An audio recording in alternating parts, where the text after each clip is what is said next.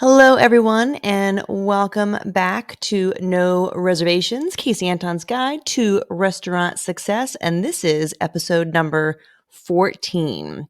And we titled it The Power of Storytelling, Crafting a Compelling Brand Narrative. Now, that sounds super fancy, and it's actually quite simple and extremely fun to do, to think about, to create, to execute. This is probably my favorite topic outside of just straight up profit. So we're going to get right into it. And I'm going to tell you what that means, first of all. So the power of storytelling, your brand narrative, kind of the same thing when it comes to this podcast, what we're going to talk about anyway. And whether you know it or believe it or not, your business, your brand, first of all, your business has a brand, whether you believe that or know it or not. And secondly, there's a story that goes with it.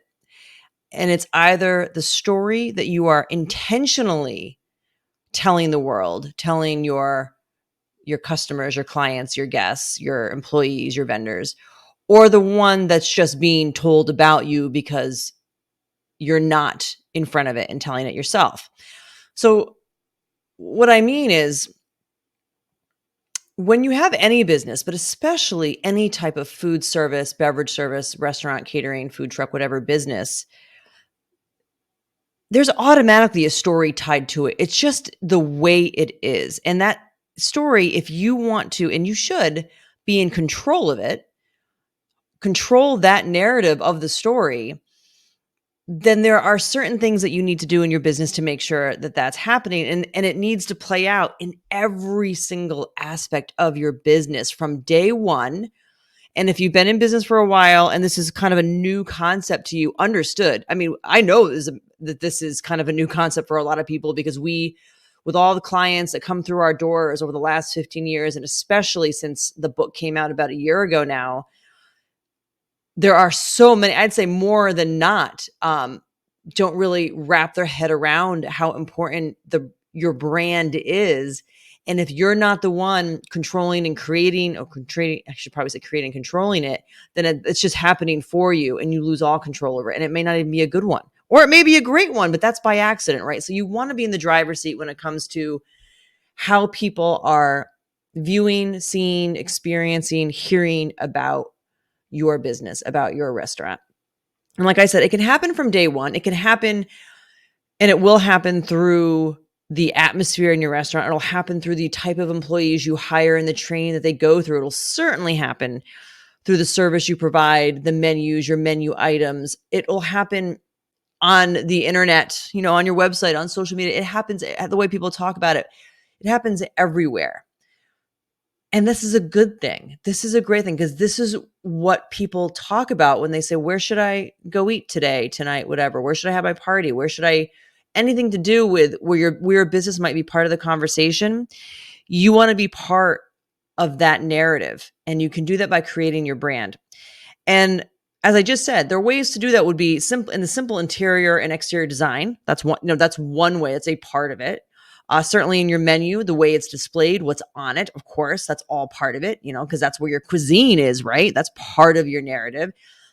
Then there are the owners and where they came from. Now, that doesn't necessarily have to be a part of it. So if you are a single unit, and many of my listeners are, I know that, and that's who we primarily work with, the single unit, maybe up to 3, 4 at the max, usually 5 units is what we work with. The owners can very much be a central focus or a part of your story, right? Why did you open this restaurant? What's your background? People want to know that, believe it, even if you don't want to share it or you don't think so, people want to know it. So you might as well just get in front of it or create a new one and put that out there, right? That's I think where reality TV comes from. They're just creating something and putting it out there and calling it reality when it's far from it. So it's kind of the same when it has to do with the brand that you're putting out there to the world. Or if you don't want to be part of, you don't want the owner, you as the owner, to be part of that, then you're looking at something like a Chipotle, right? I mean, you may or may not know the founder/owner, but most people don't. I mean, you might know it because you're in the industry, but other people don't, right? So, but they have a very strong brand story. You can think of kind of any of the chains out there, even a more local regional chain. there is a story happening and you don't even know who the owners are. Those are usually the corporate ones. So you don't have to be. And you can, even as a small independent operator with a couple of locations or just one, you don't have to be out there, but you still have to create a brand. It's got to be something. I don't know. Maybe it's a mascot. Maybe it's your drinks. It's got to be something. But hopefully you know what that is when it comes to your concept. So that's one way to do it, right? So you can do it through your design. You can certainly do it through your menu items, your concept, all those things.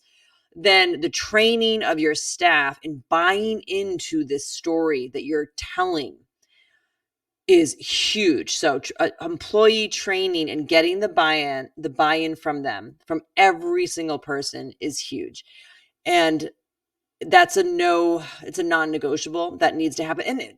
And they want to, believe it or not. And you may or may not be jaded by employees. I'm hearing a lot of that. I've been hearing a lot of that for the last few years, or if not longer. Employees, the good ones, are hard to come by. I get it. But I'll tell you this. If you can find the right employees, and there's so many different ways to do it. We use the All-In company. And when we're hiring here, it has completely changed the way we hire, in terms of we're really filtering out people that we know for a variety of reasons will be bad for us. And we're getting the cream of the crop. So that's great. But if you get the right people on the bus in your business, everybody wants to be part of a story. They do.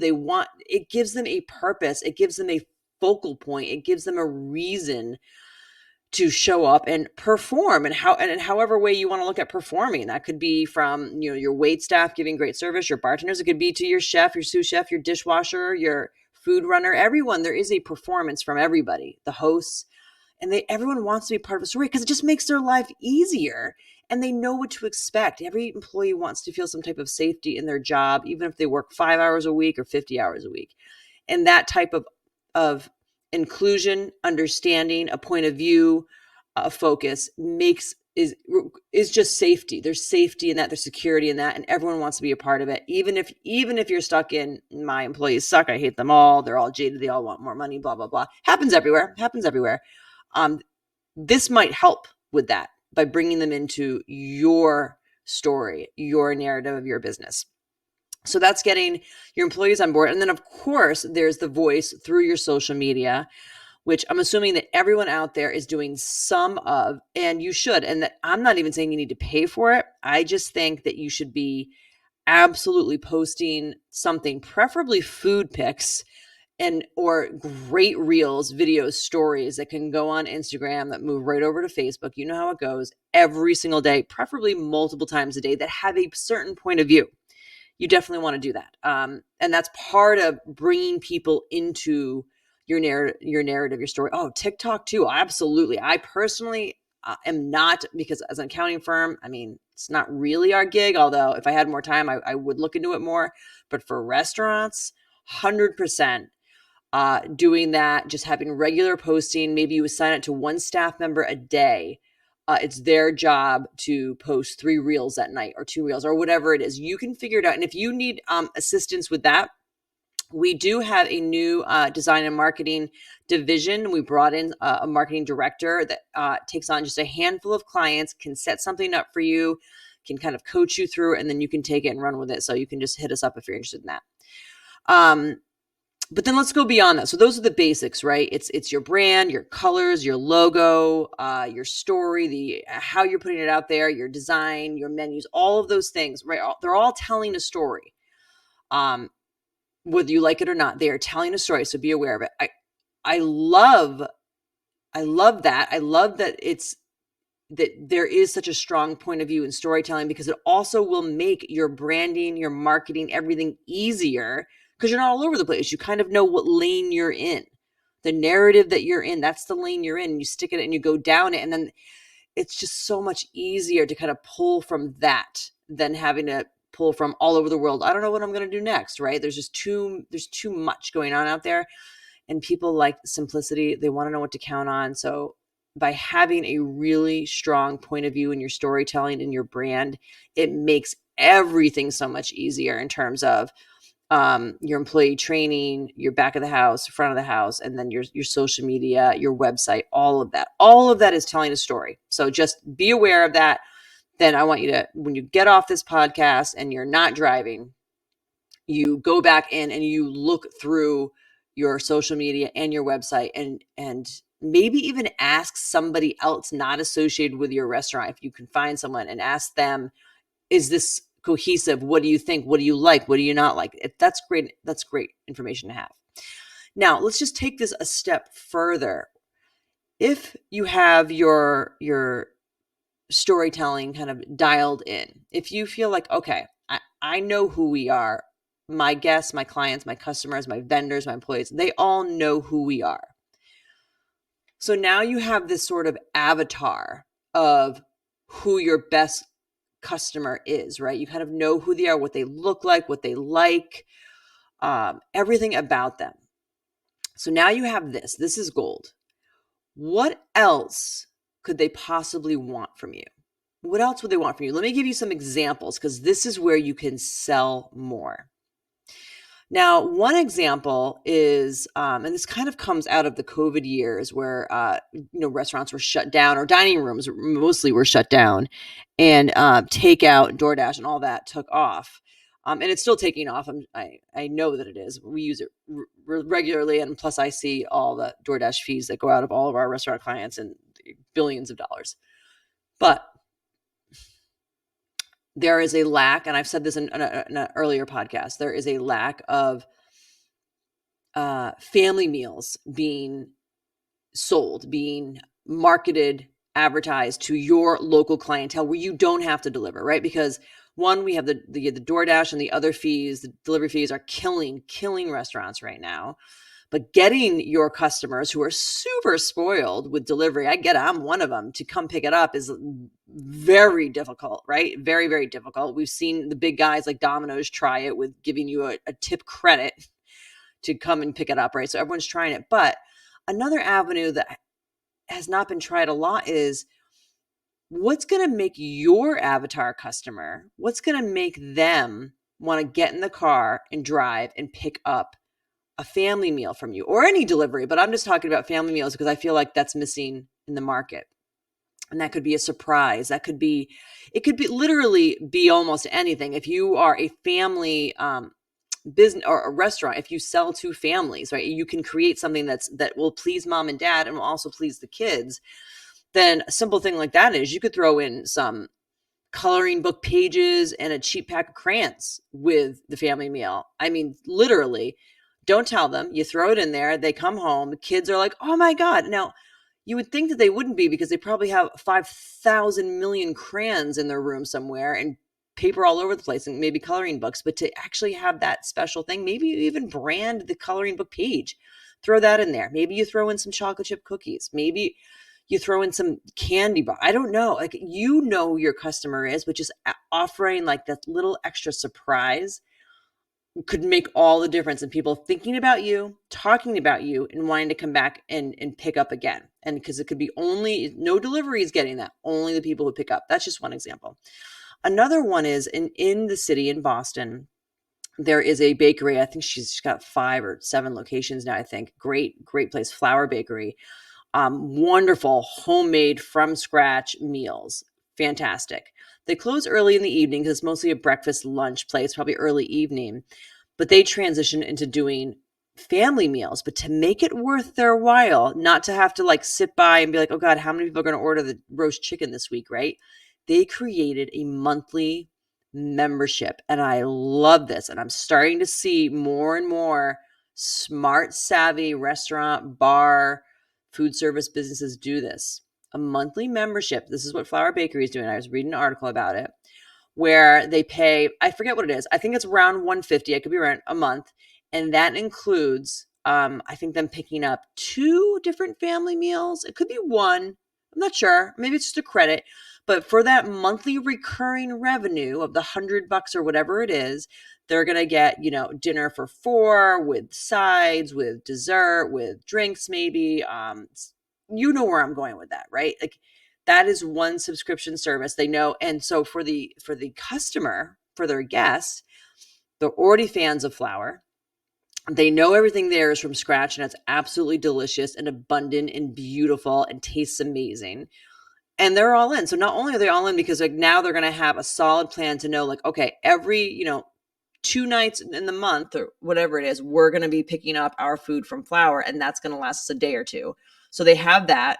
That's a win for the customer. It's certainly a win for the business. It creates loyalty. It absolutely creates loyalty, which then keeps you, or Flower in this case, top of mind for any other thing that they might need. And they're going to be talking about it because this is kind of new and novel. Talking to their friends, their family, their neighbors. Oh, yeah, we're actually members of the Flower Family Meal Club. I don't know the exact name of it. Oh, what's that? Oh, well, here's what you get. Oh, I want to do that. So that's another way. I love these memberships. I love when, so for you, maybe you're more of fine dining, or maybe you're more bar centered, but you still can create a subscription or a membership service of some kind to foster this loyalty from your guests. And maybe it's a recipe for sangria. Maybe it's a beer of the month. You know what your clients like. The sky is kind of the limit here. You just have to really dial in your customer avatar and find out what really will get them out of bed to come get it, if you know what I mean, and create something around that. So the subscription isn't for them to pay for nothing, right? You're not pay, and you're not going to pay a monthly fee and, hey, I can get a reservation whenever I want. I mean, maybe, but that's, I don't know any restaurant that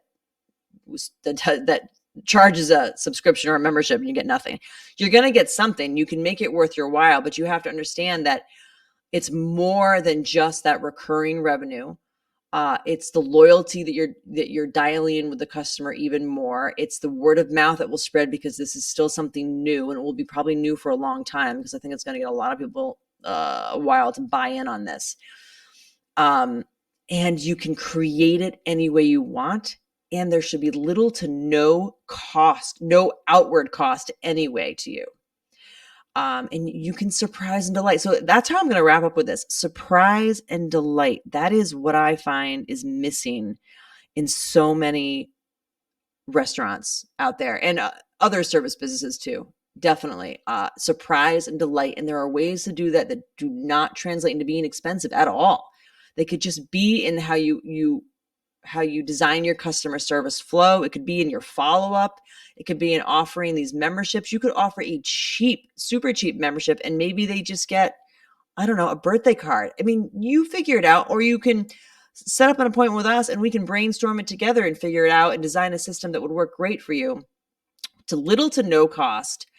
And you can take this and ride it, and you can change it as much as you want. It's just, to me, the businesses that I'm seeing do this, and we have a very small handful right now that have been doing it for a while, or a couple months, a couple years at the most, or just starting to, and it's literally changing the way they do business, and it's changing the way people see them. All of it is keeping within the brand narrative of that business. So it's just a win-win-win all the way around. I could go on and on, but I like to keep this under 20 minutes. We're approaching the 20-minute mark. So I'm going to wrap up now. I'm just going to ask again, like I always do, to please, if you can share this podcast so we can keep having it out there. And Profit First for Restaurants, we're about to send out a promotion. You're the first to hear about it. That if you, on Instagram, on our page, if you want to go ahead and nominate a restaurant, a favorite restaurant, maybe it's your own, I don't have to know that. We are going to start sending out our book boxes, which will have our book and all kinds of fun stuff in there, and our workbook, and send it to a restaurant from us, just as a gift. We're going to send out lots of them. So all you have to do is nominate your favorite restaurant, or a restaurant that you think could really use some help, and we'll take it from there. So thanks again for listening or watching, or both. We truly appreciate it. Get the word out. Have an incredible day today, and we will see you next time.